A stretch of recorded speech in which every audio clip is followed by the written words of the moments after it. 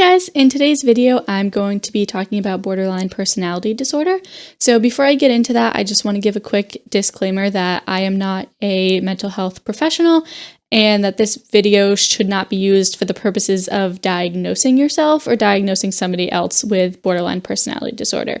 So I'm just coming at this to share my experience being diagnosed with it and talk about some of the myths and the facts about BPD. So borderline personality disorder, or shortened to BPD, is a disorder that causes difficulty with regulating emotions, and often people with BPD experience emotions to a very extreme or intense degree, and it's much more difficult for them to return to baseline after experiencing these difficult emotions.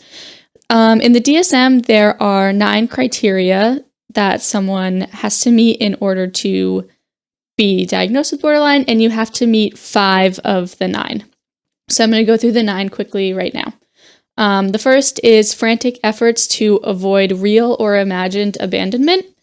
2 is unstable relationships, and they usually alternate between idealizing someone or devaluing someone. 3 is unstable self-image that affects your mood, values, opinions. 4 is impulsive behaviors that are self-damaging. So some examples of these are like spending or engaging in like risky sex, engaging in like risky driving behaviors. It's specifically, they have to be things that are self-damaging, but not, in this category, it's not self-harm. Because number 5 is self-harm behaviors, which also include suicidal ideation and or suicide attempts. 6 is periods of intense depression, irritability, or anxiety. 7 is chronic feelings of emptiness. 8 is inappropriate, intense, or uncontrollable anger. And 9 is dissociative feelings and or brief psychotic episodes. So again, those are all 9 that are in the DSM, which is used to diagnose people, and you have to meet 5 of 9 of those to be diagnosed. So I was diagnosed with this, and a little bit about how I was diagnosed with it, and my advice to anyone who's watching this video that feels like they might have it, kind of approach it the same way I did. So I started seeing on TikTok a lot of videos about BPD and a lot of videos that I related to a lot. So what I did was I asked my therapist, I was like, hey, I've been seeing a lot of videos about borderline personality disorder and I relate to a lot of them. Like, do you think we can go through the criteria and see if I have it? So I went through the criteria with him and I met 9 of 9 of the criteria. And again, you only have to meet 5 to be diagnosed. But this is a disorder that has to be diagnosed by a professional. So again, please don't use this video to diagnose yourself. You can use it to get some more information about BPD and maybe have things to bring to a mental health professional that you're already seeing to talk about if you think that you might have this. So the causes of BPD aren't super well known. So there's a couple different things that the professionals think factor in to developing BPD, but it's not very certain. So those things are genetic factors. It's been shown that people that have a close family member with BPD are more likely to develop BPD, so there might be a genetic component to it. Also, with imaging in using an EEG, you can see the way the different areas of brains are affected. So one of the things in people with BPD is that often the area of the brain that controls decision-making and emotions isn't quite in sync with the rest of the brain and isn't functioning optimally. And then the third cause is trauma. So physical, sexual, and emotional abuse, and very especially being in an invalidating environment. So a lot of the times people don't consider emotional abuse. They don't consider having emotions invalidated as traumatic, and that's not true. Emotional abuse is abuse, and being in an invalidating environment can be extremely traumatic, especially for a young child. So if you're somewhere that your emotions are constantly like being invalidated, you're told that they're wrong, that can lead to the development of BPD. So for me, I definitely think that trauma is what caused my BPD. I experienced some amount of abuse in my childhood, as well as a lot of invalidation in my childhood that continued into my adult life. And I think that's what has played the biggest role in me developing BPD. But I know I've had a QEEG done as well to get imaging of my brain. So I've also seen a little bit of how my brain doesn't function quite like someone without BPD or someone without mental illness.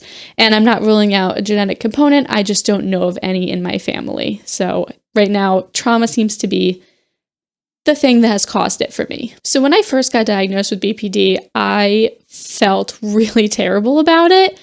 There's so much misinformation on the internet about BPD, and unfortunately, I had seen a lot of that before I was officially diagnosed. And I want to talk a little bit about some of the myths and things that I've seen. So one of the big ones that I see is that people with BPD are attention-seeking and shouldn't be taken seriously. This is typically said in regards to the self-harm and the suicidal behaviors.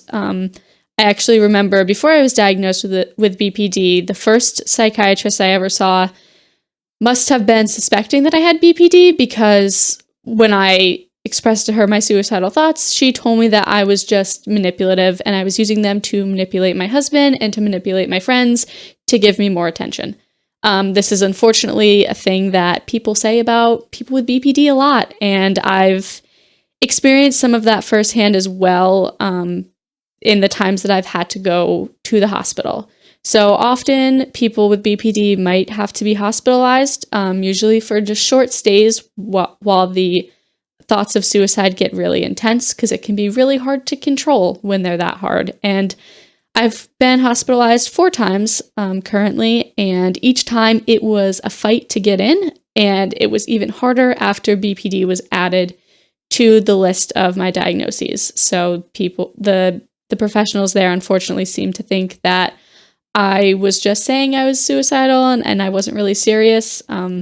Thankfully, I have a wonderful therapist who worked really hard to make sure that I got admitted so I could stay safe all of those times, but it's really difficult. And also, the stereotype just isn't true, because I hate when people label things as attention seeking, because a lot of the times, like, if you're engaging in self-harm or you're talking about suicidal thoughts, things like that, like, you do need attention. Like, you need to get help, and using and talking about these things in a public way isn't attention seeking. It's just a way for you to get help for them. So I don't like that label as it is. And also, 60%, about 60% of people with BPD will have a suicide attempt at some point, and 10% of people with BPD who attempt suicide, the suicide is completed. So people with BPD are at high risk for suicide and should be taken seriously. And this is another myth that really bothers me. It's something that I have seen all over TikTok. And when I first saw it, I was really upset about it. And the myth is that the life expectancy for someone with BPD is 27 years old. So I saw this statistic when I was 26, and I was like, that's like a year from now. And I did some research and looked into it myself, and the life expectancy for someone with BPD is lower than the average life expectancy for someone without BPD, often because of things like, engaging in risky, unsafe behaviors, self-harm, and the suicidal thoughts. Like, that's going to lower the life expectancy, as well as BPD is often comorbid with other mental health issues, which can cause other complications. But the life expectancy is not 27. It's just a little bit below the average for someone without BPD. And this statistic came from a study that was misinterpreted. So in the study, it was a study on people with BPD, and the average age of the participant in the study was 27.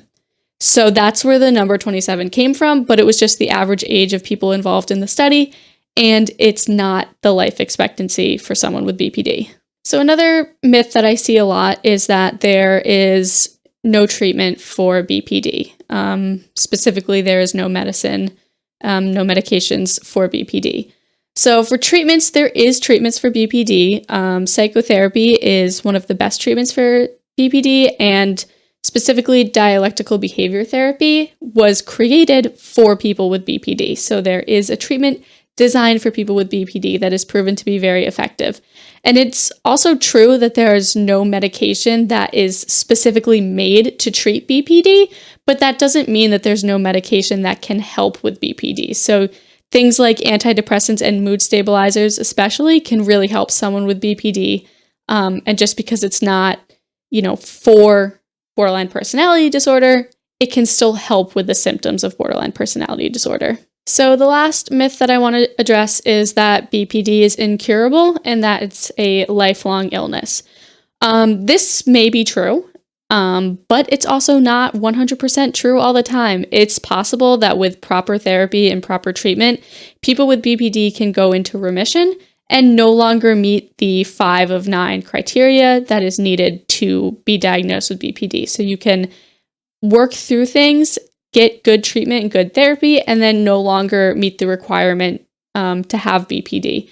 And just because you might struggle with BPD your whole life, maybe you don't go into remission, maybe you always have 5 of 9 of those criteria, it doesn't mean that it's always going to be at the same intensity. So as you learn to manage your emotions better, and as you get good therapy and on medications that help you, the intensity that you're feeling these things can go down. So it's not a life sentence. It's not something that's going to be really horrible forever. There is hope for people with BPD, and I think that's something I see a lot on the internet is people saying that there's no hope for someone with BPD, which is just not true. So that's pretty much it for today's video. So just in summary, BPD is highly stigmatized. It can make finding a good therapist and good professional help extremely difficult.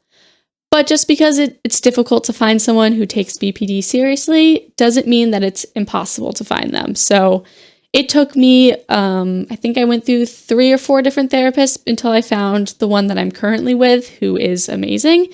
So there are therapists out there that will help and will treat BPD and will take you seriously. That was the biggest thing for me when I was trying different therapists, is that I was just never taken seriously. And anytime I said something about being suicidal, anytime I self-harmed, it was just, pushed to the side, like, you don't really mean it, you're not actually going to do anything, so like, we're just going to ignore it and we're not going to take it seriously. And that was just more invalidating of my emotions, which, if you remember, is one of the things that can cause BPD.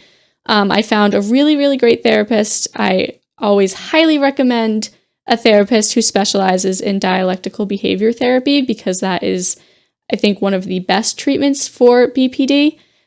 So finding a good therapist is possible. So if that's something that you're having a hard time with, please don't give up hope and don't think that no one's ever going to want to work with you just because BPD is stigmatized, because there are people that will.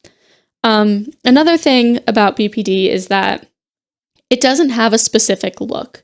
I think the stereotype of someone with BPD in a lot of the professional circles currently is that they are someone who is manipulative, someone who is attention-seeking, someone who is abusive, and someone that has really explosive and intense anger and rage. But there's no one set look for people with BPD, because you have to have 5 of the 9 criteria, and that means that there are hundreds of combinations of criteria that each person could be experiencing. So each person with BPD is going to present in a different way.